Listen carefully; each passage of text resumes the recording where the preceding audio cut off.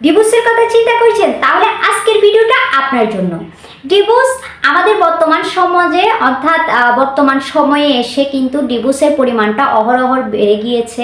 একটা দম্পতির জন্য যদিও ডিভোর্সটা সঠিক সমাধান হয়ে থাকে, কিন্তু সেই দম্পতির যদি ছেলে মেয়ে থেকে থাকে তাদের জন্য সেই ডিভোর্সটা কিন্তু কল্যাণ বয়ে কখনোই আনে না। তাই যারা ডিভোর্সের কথা চিন্তা করছেন, আপনাদের যদি বাচ্চা কাচ্চা থেকে থাকে তাহলে ডিভোর্স থেকে ফেরত আসুন। কিভাবে ফেরত আসবেন?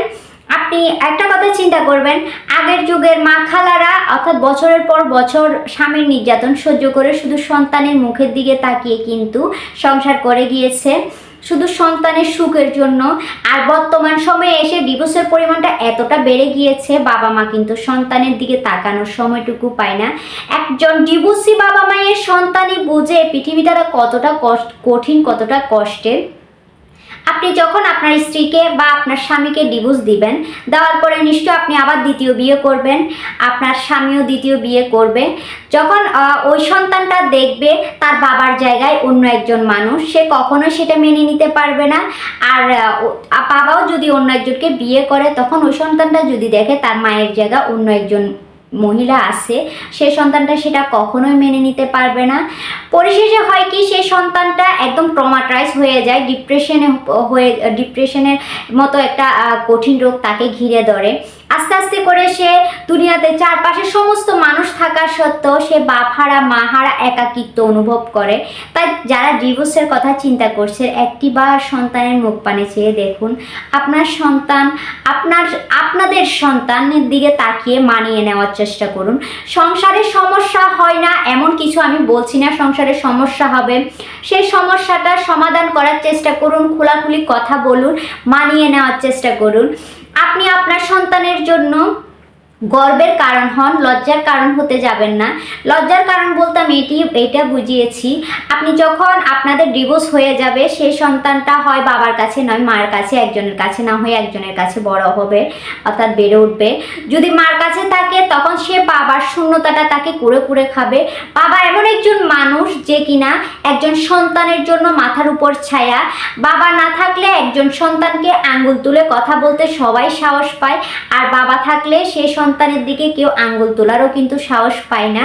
আর যদি সে বাবার কাছে থাকে তখন সে মায়ের শূন্যতাটা অনুভব করে, মায়ের শূন্য স্থানটা অর্থাৎ তার কখনোই পূরণ হয় না, মাহিনা কিন্তু তার খুব কষ্ট হয়। সে অর্থাৎ একজন ছেলে মেয়ে মায়ের সাথে কিন্তু বেশিরভাগ কথা শেয়ার করে যখন সে মা হারা হয়ে থাকে। মায়ের মতো অনেকেই আছে কিন্তু মার মতো কেউ হতে পারবে না। সো যারা দম্পতি ডিভোর্সের কথা চিন্তা করছেন, আপনাদের সংসারে ঝামেলা হচ্ছে বা আপনারা ভাবছেন আর সম্পর্কটা এগিয়ে নেওয়া পসিবল না, তাদের উদ্দেশ্যে একটা কথা বলছি, ছাড় দেন। ছাড় দেওয়ার মধ্যে অনেক শান্তি আছে। খুদ ধরার চেষ্টা করবেন না। খুদটা আপনার ভিতরেও থাকতে পারে কিংবা আপনার ওয়াইফের ভিতরেও থাকতে পারে, তাই খুদ ধরার চেষ্টা করবেন না, ছাড় দেন এবং স্যাক্রিফাইস করুন আর জীবনটা সুন্দর করুন। আপনার সন্তানের মুখ পানে চেয়ে আপনাদের সংসারটা গুছিয়ে রাখুন।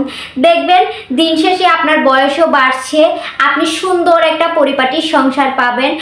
মৃত্যু মানুষের অবধারিত, যখন আপনি মারা যাবেন আপনার সন্তানরা আপনার জন্য গর্ববোধ করবে, আপনার জন্য চোখে পানি ফেলবে। কিন্তু যখন বিচ্ছেদ হয়ে যায় বাবা মার, তখন সেই সন্তানগুলো মনে মনে বাবা মাকে উভয়কে কিন্তু ঘৃণা করতে শুরু করে। আস্তে আস্তে সেই সন্তানটা বড় হয় ঠিকই, কিন্তু তার মনের ভিতরে যে একটা দুঃখ চাপা কষ্ট থাকে সেটা সে কাউকে দেখাতে পারে না। বাস্তব অভিজ্ঞতা থেকে বলছি, আপনারা যারা সংসার নিয়ে অর্থাৎ দুশ্চিন্তায় আছেন, ভাবছেন ডিভোর্স ছাড়া কোনো গতি নেই, তাদেরকে বলছি একটা বার নিজে চেঞ্জ হয়ে দেখুন। একটা বার আপনার স্ত্রীকে বোঝানোর চেষ্টা করুন যে দেখো আমাদের সন্তান আছে, আমাদের সন্তানের জন্য আমাদের জীবনটাকে ত্যাগ করতে হবে। আমাদের তো অর্ধেক বয়স শেষ, এখন সন্তানের মুখ পানে চেয়ে আমরা জীবনটাকে নতুন করে শুরু করি। হ্যাঁ, আমার ভুল হয়েছে, তোমার ভুল হয়েছে, সব ভুল আমরা কিন্তু কবর দিয়ে দিব। এখন থেকে আমরা আবার নতুন করে শুরু করব। এভাবে করে আপনারা ফেরত আসুন। ডিভোর্স এর মতো সে বিষাক্ত একটা অর্থাৎ বিচ্ছেদ নামক একটা সম্পর্ক থেকে আপনারা ফেরত আসুন।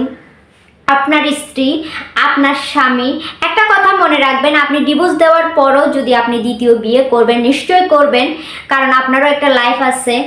আর দ্বিতীয় বিয়ে করবেন ঠিকই, সেই দ্বিতীয় বিয়েতে কি আপনি সুখী হতে পারবেন সেটার কোনো গ্যারান্টি আছে? কোনো গ্যারান্টি নেই।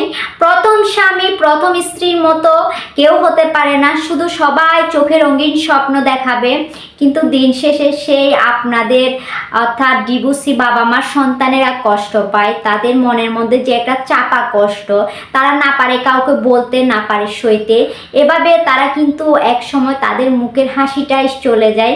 চারপাশে অনেক মানুষ, অনেক আনন্দ, অনেক কিছুই আছে, কিন্তু দিন শেষে তাদের যে আনন্দটা তৈরি করার মানুষ, যে বট গাছ, যে গাছের ছায়া, তারা কিন্তু দুজন দুই মেরুতে চলে গেছে। এটা যখন একটা সন্তান দেখতে পায় তখন তাদের কিন্তু মোটেও ভালো লাগে না।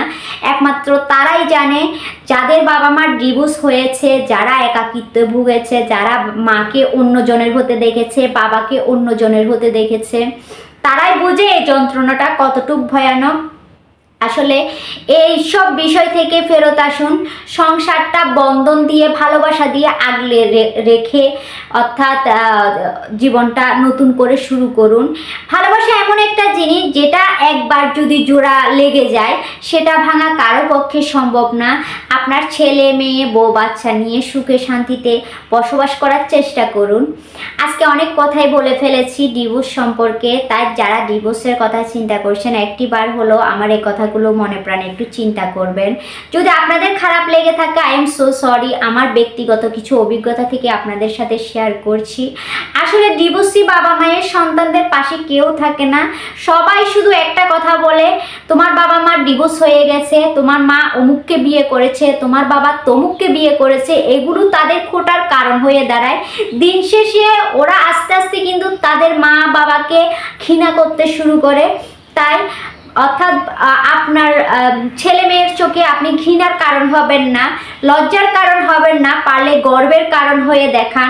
মৃত্যু আগ পর্যন্ত তাদেরকে মানুষ করুন, তাদেরকে সুন্দর একটা জীবন দেন। দেখবেন আপনি আপনার চাইতে সুখী মানুষ আর কেউ হবে না। দ্বিতীয় বিয়ে সবাই করে, কিন্তু দ্বিতীয় বিয়েতে কয়জনই বা শান্তি পায়, কয়জনই বা সুখ পায়। তাই আপনার স্বামী ভুল করতে পারে, আপনার স্ত্রী ভুল করতে পারে, স্যাক্রিফাইস করুন, ছাড় দিন, বুঝান। এভাবে করে কিন্তু একটা সংসার কিন্তু চলে। রাত্রে ঝগড়া হয়েছে, সকালে সব ভুলে যান, সকালে ঝগড়া হয়েছে, বিকেলে সব ভুলে যান, ভুলে নতুন করে সরি বলে দিনটা শুরু করুন। দেখবেন জীবনটা খুবই সুন্দর, খুবই, অর্থাৎ আমাদের এই জীবনটা আসলে আমাদের আপনজন, আমাদের ছেলে মেয়ে, আমাদের হাজবেন্ডের চাইতে বড় আপনজন আমাদের কিন্তু আর নেই। আর যারা পুরুষ আছে তাদের ছেলে মেয়ে বউর চাইতে আপন কিন্তু আর কেউ নেই, এটা কিন্তু মাথায় রাখবেন।